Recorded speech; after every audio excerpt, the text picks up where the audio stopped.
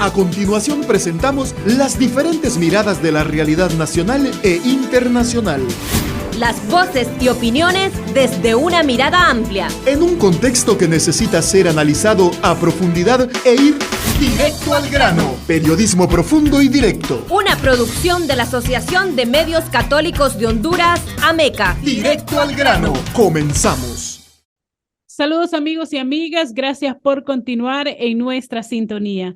Como parte de la visita in loco de la Comisión Interamericana de Derechos Humanos que se realiza en el país, Radio Progreso tuvo la presencia del relator especial para la libertad de expresión, el abogado Pedro Vaca Villarreal. En su visita a nuestras instalaciones en el Progreso Lloro, el relator sostuvo reunión con nuestros periodistas y con integrantes de la red de corresponsales para conocer más detalles sobre las amenazas y hostigamientos que enfrentan producto de la realización de su trabajo.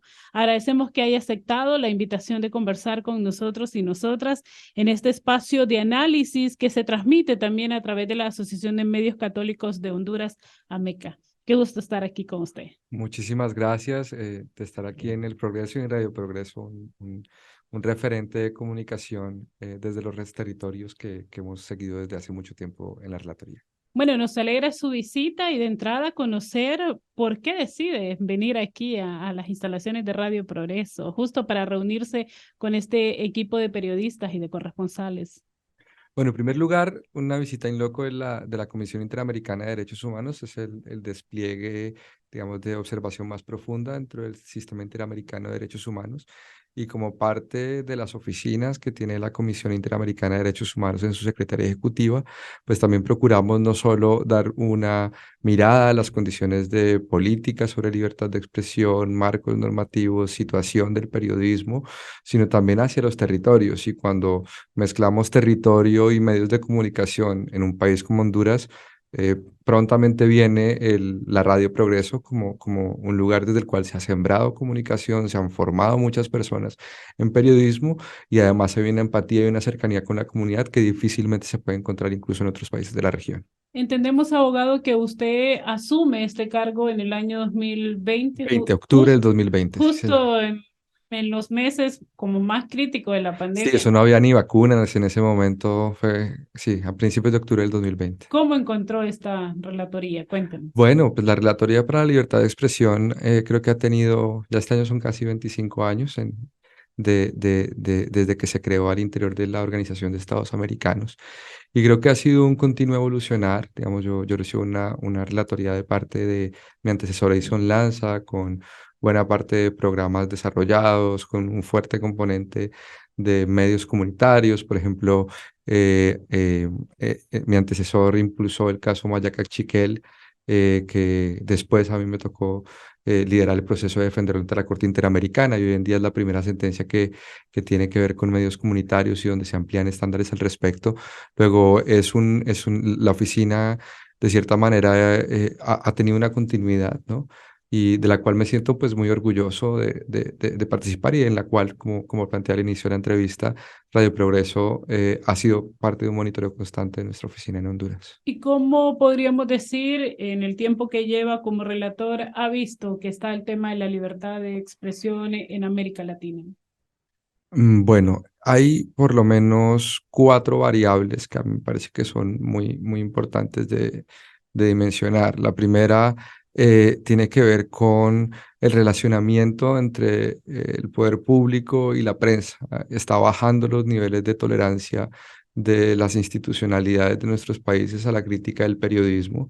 Se está etiquetando con extrema facilidad el periodismo incómodo, crítico, como un periodismo que hace parte de conspiraciones, o que, digamos, se confunde el desacuerdo democrático, que es algo bueno, con campañas de desmantelamiento o de conspiraciones contra gobiernos. Y ciertamente hay algunos lugares donde esto se acentúa.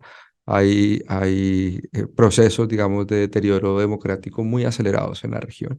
Y esto, digamos, es una primera dimensión. Después hay otro componente que tiene que ver con la institucionalidad democrática. Hay digamos, procesos, y la pandemia incidió mucho en eso. El acceso a la información aumentó la opacidad a nivel de instituciones públicas, regresiones en materia de órganos garantes de acceso a la información, eh, medidas más drásticas, por ejemplo, con respecto al derecho a la protesta. E incluso ha habido varias crisis en varios estados de la región en las cuales se ha reportado uso excesivo de la fuerza, además también de episodios violentos en el marco de las propias manifestaciones. Luego, no es solo el estado de la libertad de expresión, sino una región que está también volcada a las calles de cierta manera o reclamando, y la pandemia creo que ha agudizado mucho los componentes de desigualdad. Después hay un tercer desafío muy importante y que muchas veces supera las capacidades de algunos de nuestros estados. Tiene que ver con los desafíos alrededor de la libertad de expresión en Internet, ¿no? No solo en términos de la privacidad en el uso de dispositivos. Es alarmante, por ejemplo, las denuncias de periodistas que han sido espiados a través de softwares invasivos, a través de sus dispositivos celulares. Particularmente Pegasus es uno que se ha utilizado en por lo menos 2 países de la región.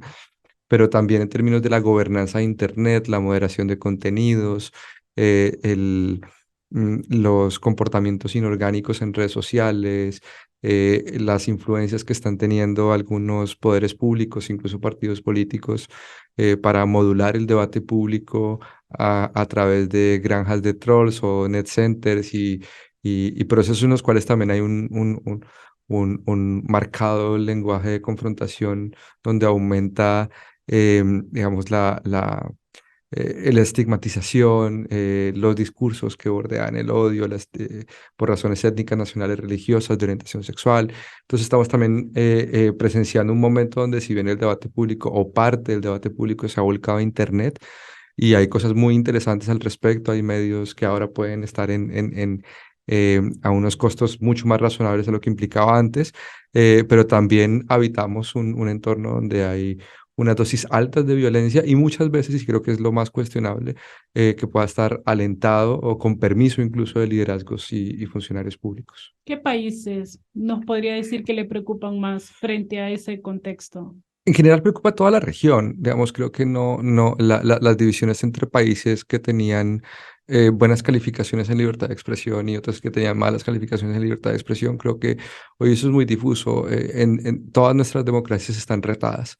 Ciertamente, la Comisión Interamericana de Derechos Humanos dispone de un capítulo en su informe anual en el que ubica los países en los cuales hay situaciones más que durante el año inmediatamente anterior han tenido, digamos, mayor despliegue en términos de crisis de derechos humanos. Y ahí, pues, en principio estarían Cuba, Nicaragua, Venezuela y Guatemala. Que digamos pero con esto no quiero decir que los demás países no tengan problemas. Incluso países en los cuales históricamente se tenían pocos reportes de regresiones en materia de libertad de expresión, se reciben reportes y nos preocupa. Entonces, digamos, más que un asunto del ranking de los estados, creo que la reflexión a la que yo quisiera convocar es a que la libertad de expresión es un derecho valioso pero frágil, y que estamos en un momento en el cual pareciera que hay muy poca tolerancia a la opinión contraria, digamos, a la controversia de la deliberación, baja tolerancia a entrar en conversaciones con personas que piensan distintas, y digamos, un desparpajo en el uso de la libertad de expresión propia con respecto a esas otras personas. Bueno, justo ahora, abogado, estamos viendo cómo un medio de comunicación para el caso en El Salvador se mudó de sede, salió de El Salvador después de una serie de denuncias que interpusieron por ser víctimas de espionaje. En Nicaragua hay cientos de periodistas y comunicadores que están exiliados, y en Guatemala se está llevando un proceso judicial contra periodistas que investigaron temas de corrupción. ¿Qué palabra, qué posición o qué recomendación se ha hecho desde la comisión ante esta situación que está viviendo especialmente Nicaragua, El Salvador y Guatemala?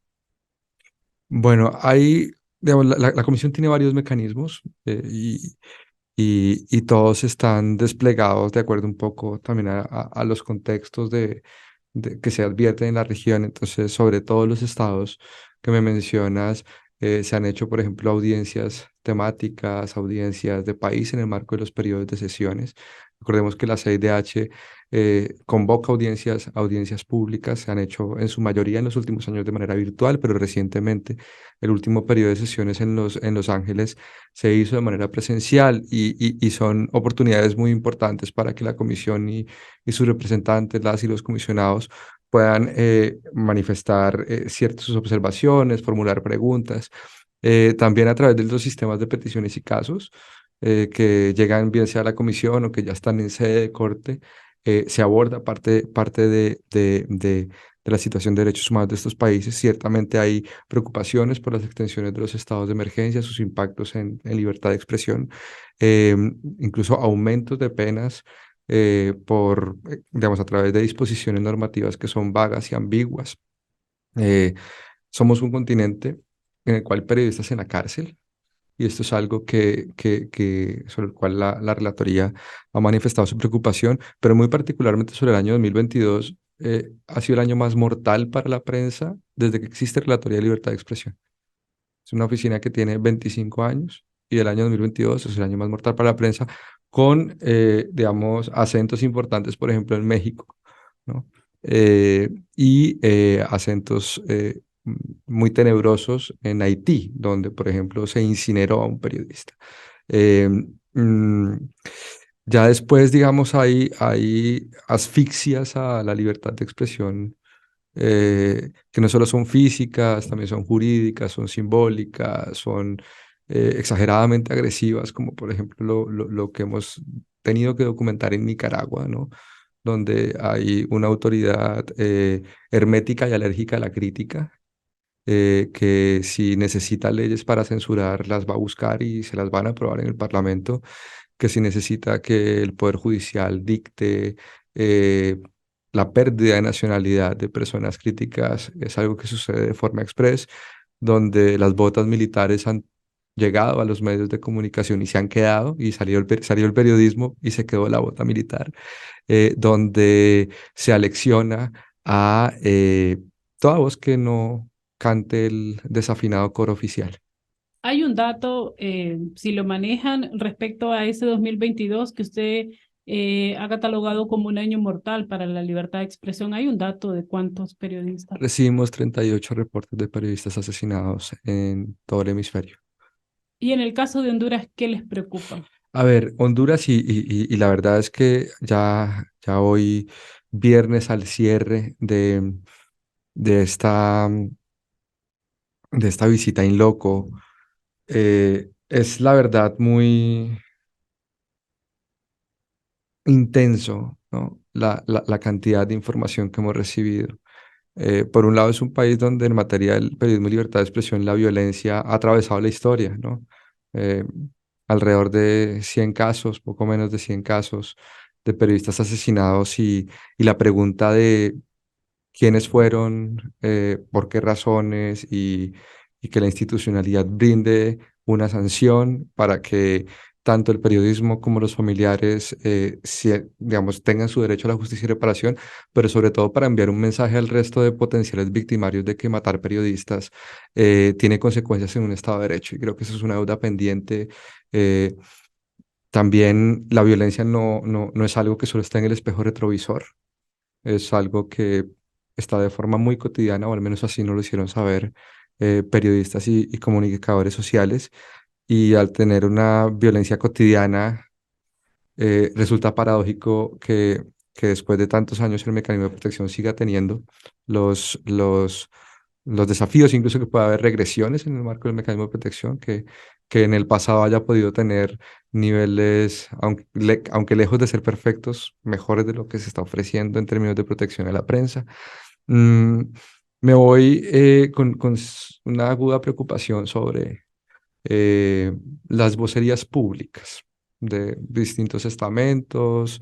Creo que hay que hacer un llamado al cuidado en la forma en la que las autoridades resuelven sus controversias en el debate público, porque claro que hay un derecho a que todas las personas puedan manifestar su perspectiva, y si hay, digamos, planteamientos hacia las autoridades, estas tienen que tener la oportunidad. De hecho, tienen micrófonos constantemente y grandes medios para poder transmitirlo, pero creo que hay una delgada frontera entre la, la controversia y la estigmatización, ¿no? Y creo que eso es algo que ojalá esa reflexión pueda venir más pronto que tarde, porque lo que sí nos dice la región es que cuando la estigmatización se vuelve costumbre y se normaliza, el ámbito de confianza para ejercer la libertad de expresión se reduce. Y cierro con un último ingrediente que me parece que también debe ser parte del análisis, y es la cantidad de asuntos y de temas sobre los cuales, y de lugares sobre los cuales hay autocensura, ¿no? Sí, abogado, ¿usted qué sabe o qué ha escuchado de la puesta en marcha en el país de la Dirección General de Información y Prensa del Gobierno de Honduras? Bueno, como ustedes saben,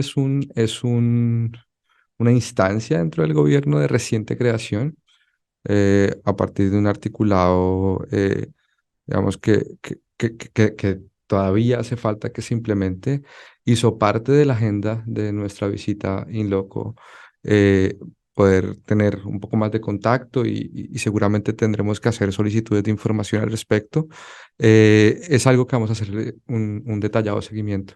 El futuro y el presente y el futuro de esta instancia, también para, digamos, analizar su compatibilidad con mejores prácticas en materia de libertad de expresión. Bueno, de lo que han denunciado e incluso organizaciones defensoras de la libertad de expresión, defensoras de derechos humanos, aseguran que esta Dirección General de Información y de Prensa contiene 4 prácticas consideradas como lesivas, donde se tiene un control del discurso estatal, un control incluso de la pauta publicitaria, donde se otorgan incluso responsabilidades y facultades a la Comisión Nacional de Telecomunicaciones, CONATEL.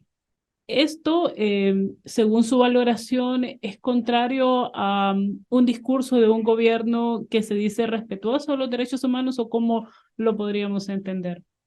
Mira, sin hacer, es una pregunta para la cual los estándares interamericanos son muy útiles. Por ejemplo, somos muy conscientes que en varios países del continente la pauta oficial suele ser una moneda de chantaje, ¿no? A través de la cual se premia el silencio, se castiga la crítica, si no existen criterios y políticas y normativas que, mm, que hagan transparente, que definan criterios para la asignación de publicidad oficial, que bajen la discrecionalidad en el fondo que puede tener los recursos de publicidad. Hay estándares interamericanos al respecto. Le hicimos saber a las autoridades que bien harían en inspirarse en los estándares interamericanos en el renglón de publicidad oficial. Eh, lo que tiene que ver con eventuales labores de monitoreo de medios de comunicación y de contenidos.